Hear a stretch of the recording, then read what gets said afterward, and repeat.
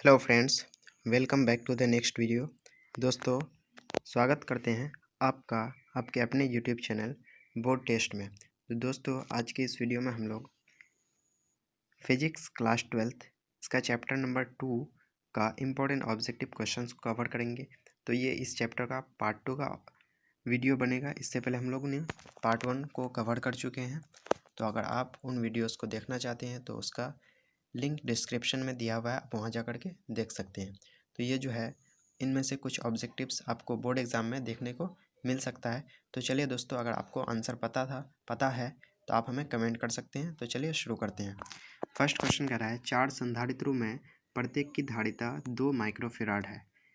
एक 8 माइक्रोफेराड का संधारित्र बनाने के लिए उन्हें जोड़ना होगा।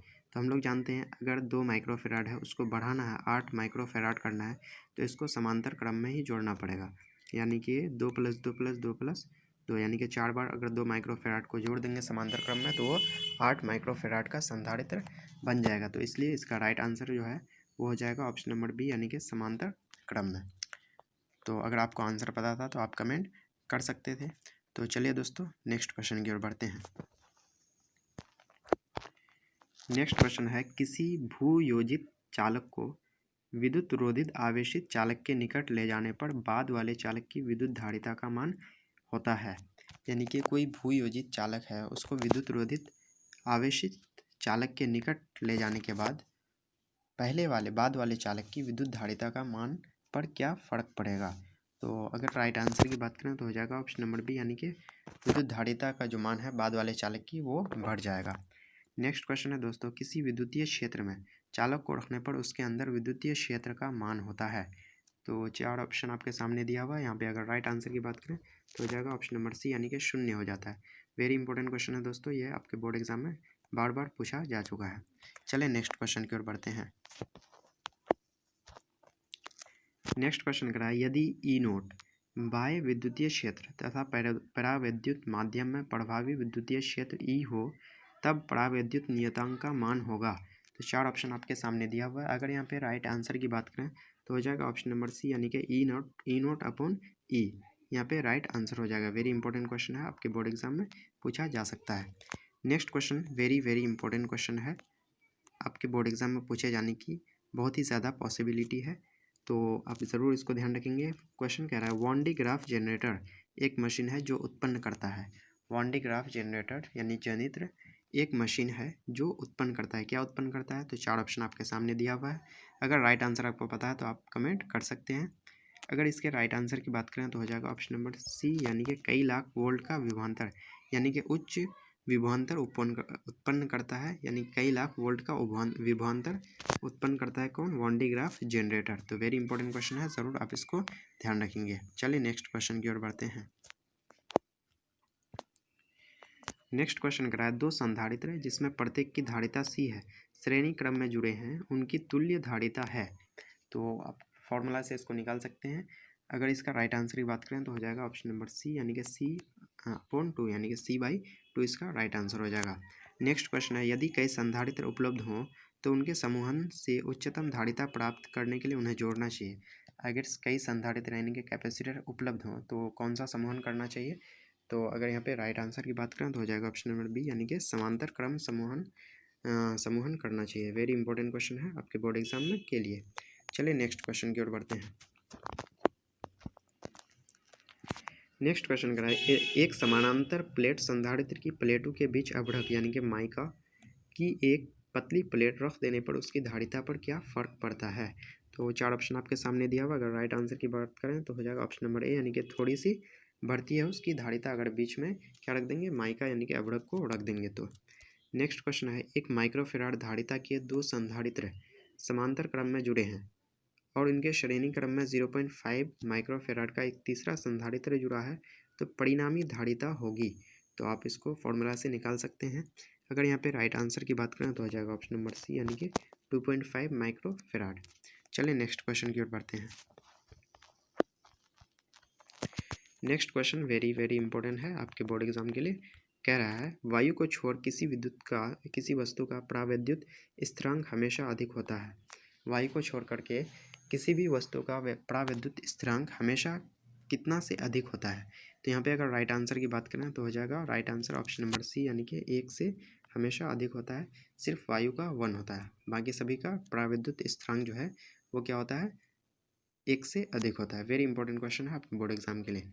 नेक्स्ट क्वेश्चन है, एक समांतर प्लेट संधारित्र प्राविद्युत स्थिरांक 2 के तेल में डूब दिया जाता है, तो अचर आवेश की स्थिति में दोनों प्लेटों के बीच किसी विद्युत बिंदु पर विद्युतीय क्षेत्र होगा। तो 4 ऑप्शन आपके सामने दिया हुआ है। अगर राइट आंसर की बात करें तो हो जाएगा ऑप्शन नंबर बी, यानी कि हाफ के गुणक से घटती है, यानी कि 1/2 के गुणक से घटती है। चलिए नेक्स्ट क्वेश्चन की ओर बढ़ते हैं। इससे पहले अगर आप चैनल पर नए हैं तो चैनल को सब्सक्राइब कर दीजिए और बेल आइकन को प्रेस कर दीजिए। नेक्स्ट क्वेश्चन कह रहा है, गोलीय संधारित्र की धारिता 1 माइक्रोफेराड है। गोलीय संधारित्र की धारिता 1 माइक्रोफेराड है यदि गोलों के बीच की रिक्ति 1 मिलीमीटर मोटाई है तो बाहरी गोले की त्रिज्या होगी। तो 4 ऑप्शन आपके सामने दिया हुआ है। यहाँ पे अगर राइट आंसर की बात करें तो हो जाएगा ऑप्शन नंबर डी, यानी कि 3 मीटर इसकी गोले की त्रिज्या हो जाएगी। नेक्स्ट क्वेश्चन है, जब संधारित्र प्लेटों के बीच के प्राविद्युत स्थिरांक का माध्यम भरी जाती है तो हवा की अपेक्षा उसकी धारिता होती है, तो क्या होती है, घटती है, बढ़ती है। और 4 ऑप्शन आपके सामने दिया हुआ है। अगर इसका राइट आंसर की बात करें तो हो जाएगा ऑप्शन नंबर ए, यानी कि के गुनी बढ़ती है। चलिए नेक्स्ट क्वेश्चन की ओर बढ़ते हैं।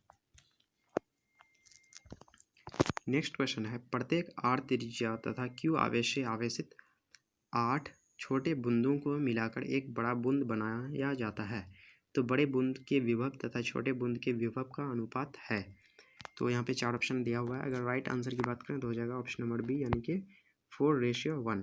4:1 इसका राइट आंसर हो जाएगा विभव के अनुपात का। नेक्स्ट क्वेश्चन है, प्रत्येक आर त्रिज्या तथा क्यू आवेश से आवेशित पारे की 8 बूंदें मिलाकर एक बड़ा बूंद बनाते हैं, तो बड़े बूंद की धारिता प्रत्येक छोटे बूंद की धारिताओं के डैश होगी। तो 4 ऑप्शन आपके सामने दिया हुआ है। अगर राइट आंसर की बात करें तो हो जाएगा ऑप्शन नंबर बी, यानी कि 2 गुना होगा। चलिए नेक्स्ट क्वेश्चन की ओर बढ़ते हैं। नेक्स्ट क्वेश्चन कह रहा है, प्रत्येक आर त्रिज्या तथा क्यू आवेश से आवेशित 8 छोटे बूंदों को मिलाकर एक बड़ा बूंद बनाया जाता है, तो बड़े बूंद की स्थितिज ऊर्जा प्रत्येक छोटे बूंद की तुलना में डैश होता है। तो 4 ऑप्शन आपके सामने दिया हुआ है। अगर राइट आंसर की बात करें तो हो जाएगा ऑप्शन नंबर बी, यानी कि 32 गुना होता है। तो ये क्वेश्चंस उतना इम्पोर्टेंट नहीं है, तो जो क्वेश्चन पे आपको इम्पोर्टेंट लिख दिया जाता है, यानी वेरी इंपॉर्टेंट लिख दिया जाता है, उसको आप ज़रूर ध्यान रखेंगे। नेक्स्ट क्वेश्चन है, एक समांतर प्लेट संधारित्र में प्रावैद्युतांक 6 वाला प्रावैद्युत भरना है। प्लेटों के बीच की दूरी कितनी गुनी कर देने पर धारिता पूर्ववत बनी रहती है, यानी कि धारिता जो है वो कैपेसिटी जो है वो पहले जैसा यानी कि फिक्स रहेगी, कांस्टेंट रहेगी। अगर समांतर प्लेट संधारित्र में प्रावैद्युत 6 वाला कोई प्रावैद्युत भर जाता है तो अगर इसकी राइट आंसर की बात करें तो हो जाएगा ऑप्शन नंबर ए, यानी कि 6 गुनी दूरी इसकी क्या कर देनी पड़ेगी, गुनी कर देनी पड़ेगी, यानी कि उसको बढ़ा देना पड़ेगा। चलिए नेक्स्ट क्वेश्चन की ओर बढ़ते हैं। नेक्स्ट क्वेश्चन कर रहा है, एक गोलीय चालक आविष्ट किया जाता है, इसके केंद्र पर विद्युत क्षेत्र की तीव्रता होगी। तो वेरी इंपॉर्टेंट क्वेश्चन है, आप इसको ज़रूर ध्यान रखेंगे। अगर इसका राइट आंसर की बात करें तो हो जाएगा ऑप्शन नंबर बी, यानी कि 0 होती है। विद्युत क्षेत्र की तीव्रता जो है वो क्या हो जाती है, 0 हो जाती है। चलिए हम लोग नेक्स्ट क्वेश्चन की ओर बढ़ते हैं। नेक्स्ट क्वेश्चन जो कि 2010 एनुअल एग्जाम में पूछा जा चुका है, वेरी इंपॉर्टेंट है। कह रहा है, समांतर प्लेट संधारित्र के प्लेटों के बीच परावैद्युत पदार्थ डालने पर संधारित्र की धारिता पर क्या फर्क पड़ता है, क्या इफेक्ट पड़ता है। तो इसका राइट आंसर हो जाएगा ऑप्शन नंबर ए, यानी कि बढ़ जाती है। संधारित्र की धारिता बढ़ जाती है अगर समांतर प्लेट संधारित्र के प्लेटों के बीच कौन सा पदार्थ डालें, परावैद्युत पदार्थ डालें। तो वेरी इंपॉर्टेंट क्वेश्चन है, ज़रूर ध्यान रखेंगे। चलिए नेक्स्ट क्वेश्चन की ओर बढ़ते हैं। नेक्स्ट क्वेश्चन भी 2010 एनुअल एग्जाम में पूछा जा चुका है। कह रहा है, एक एकाकी चालक के लिए निम्न में से कौन अनुपात अचर होता है, यानी कि कांस्टेंट होता है। तो ये भी वेरी इंपॉर्टेंट क्वेश्चन है। अगर राइट आंसर की बात करें तो हो जाएगा ऑप्शन नंबर ए, यानी कि कुल आवेश अपॉन विभव। कुल आवेश बटे विभव जो है ये हमेशा क्या होता है, अचर होता है। नेक्स्ट क्वेश्चन है, दो चालकों के बीच आवेश के वितरण से होने वाली ऊर्जा की हानि निर्भर करती है, तो किस पर निर्भर करती है, वेरी इंपॉर्टेंट क्वेश्चन है। तो यहाँ पे अगर राइट आंसर की बात करें तो हो जाएगा ऑप्शन नंबर बी, यानी कि विभवांतर के वर्ग पर। विभवांतर के वर्ग पर उसकी ऊर्जा की हानि निर्भर करती है। चलिए नेक्स्ट क्वेश्चन की ओर बढ़ते हैं। नेक्स्ट क्वेश्चन है, यदि समरूप विद्युत क्षेत्र x की दिशा में विद्यमान है तो समविभव होगा। किसकी दिशा में समविभव होगा? तो अगर यहाँ पे राइट आंसर की बात करें तो हो जाएगा ऑप्शन नंबर सी, यानी कि YZ तल की, YZ प्लेन की दिशा में समविभव होगा। नेक्स्ट क्वेश्चन है, 5 सेंटीमीटर त्रिज्या का एक धातु का खोखला गोला इस प्रकार आवेशित किया गया है कि इससे पृष्ठ पर विभव 10 वोल्ट है। गोले के केंद्र पर विभव है। तो 4 ऑप्शन आपके सामने दिया हुआ है। यहाँ पे अगर राइट आंसर की बात करें तो हो जाएगा ऑप्शन नंबर बी, यानी कि 10 वोल्ट ही होगा। गोले के केंद्र पर विभव जो है वो 10 वोल्ट ही होगा। चलिए नेक्स्ट क्वेश्चन की ओर बढ़ते हैं।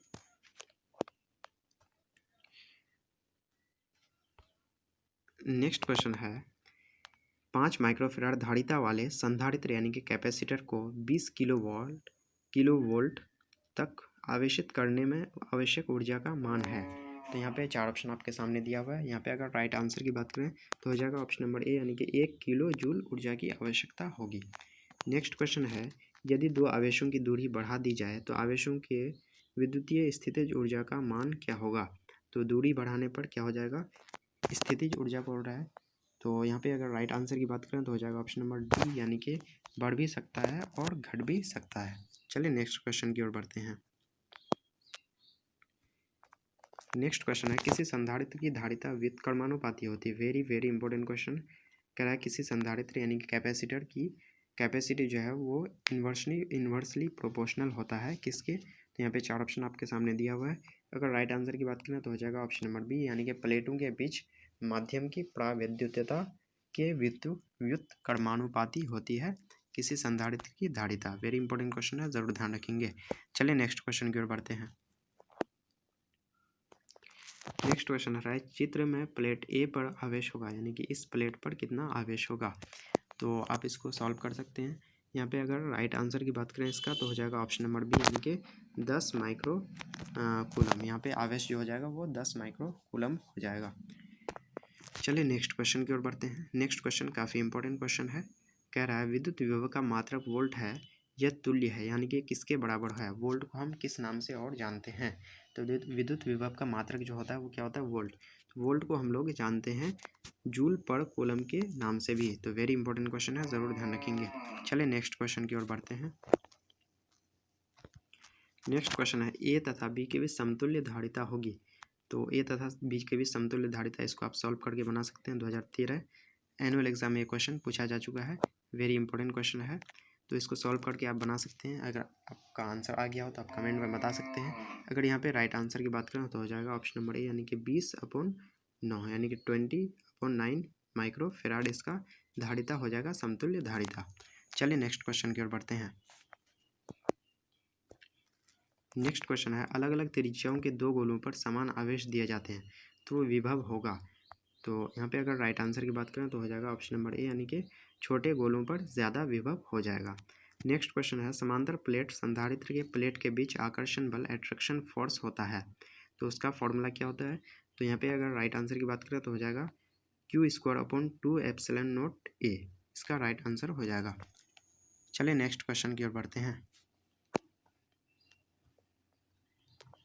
नेक्स्ट क्वेश्चन कह रहा है, त्रिज्या 1 सेंटीमीटर के 2 चालक गोले 1 मीटर से युक्त हैं, दोनों पर समान आवेश 1 माइक्रोकूलम दिया जाता है। एक गोले का विभव V0 है, अनंत पर विभव 0 है, इस दूरी से संपर्क में लिया गया कार्य इनमें से कौन सा होगा? यहाँ पे अगर राइट आंसर की बात करें तो हो जाएगा ऑप्शन नंबर बी, यानी कि धनात्मक कार्य होगा। चलिए नेक्स्ट क्वेश्चन की ओर बढ़ते हैं।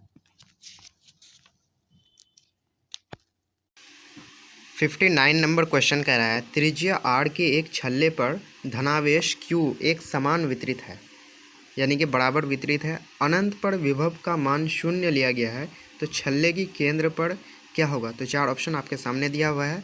अगर आपको इसका राइट आंसर पता है तो आप कमेंट कर सकते हैं।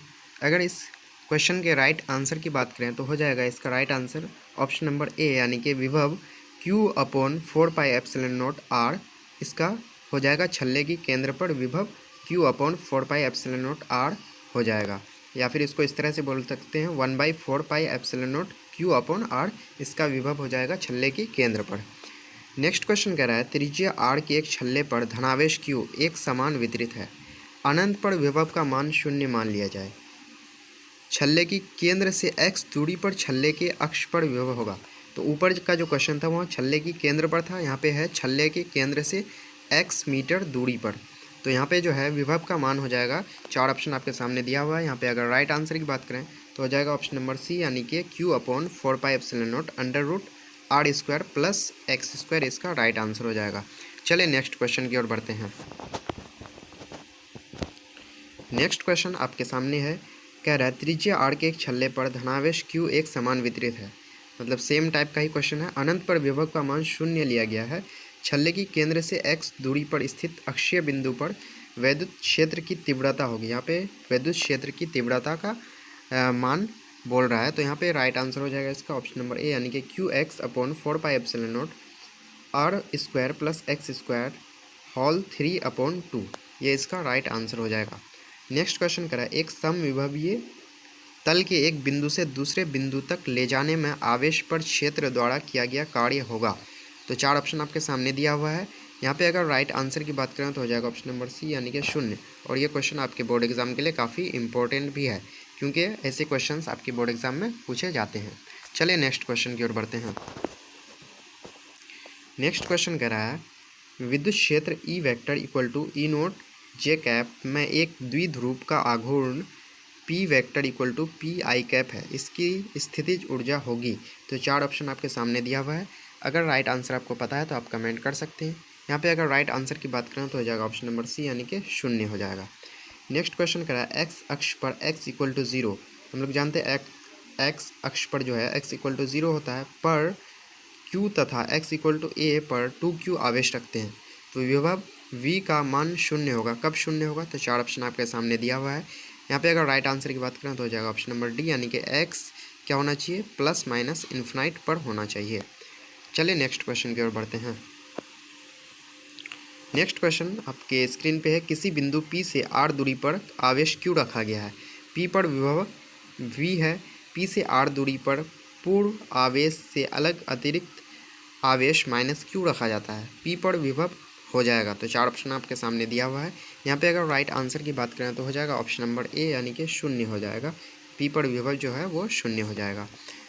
नेक्स्ट क्वेश्चन की ओर बढ़ते हैं। कह रहा है किसी बिंदु P से r दूरी पर आवेश Q रखा गया है। P पर विभव V नोट है। P से r दूरी पर पूर्व आवेश से अलग अतिरिक्त आवेश Q रखा जाता है। यहाँ पे माइनस Q रखा गया था, यहाँ पे Q रखा गया है। तो P पर विभव होगा। तो 4 ऑप्शन आपके सामने दिया हुआ है। यहाँ पे अगर राइट आंसर की बात करें तो हो जाएगा ऑप्शन नंबर बी, यानी कि 2V नोट, यानी कि 2V नोट इसका राइट आंसर हो जाएगा। तो दोस्तों यहाँ पे हम लोगों ने फिजिक्स क्लास 12 इसका चैप्टर नंबर 2 का इंपॉर्टेंट ऑब्जेक्टिव्स का पार्ट 2 हम लोग कवर कर चुके हैं। अगर आपको वीडियो अच्छा लगे तो वीडियो को लाइक कर दीजिएगा, और चैनल पर अगर नए हैं तो चैनल को सब्सक्राइब करके बेल आइकन को प्रेस कर दीजिएगा, और इस वीडियो को अपने दोस्तों के साथ ज़रूर शेयर कीजिएगा। चलिए मिलते हैं अगले वीडियो में। जय हिंद, जय भारत।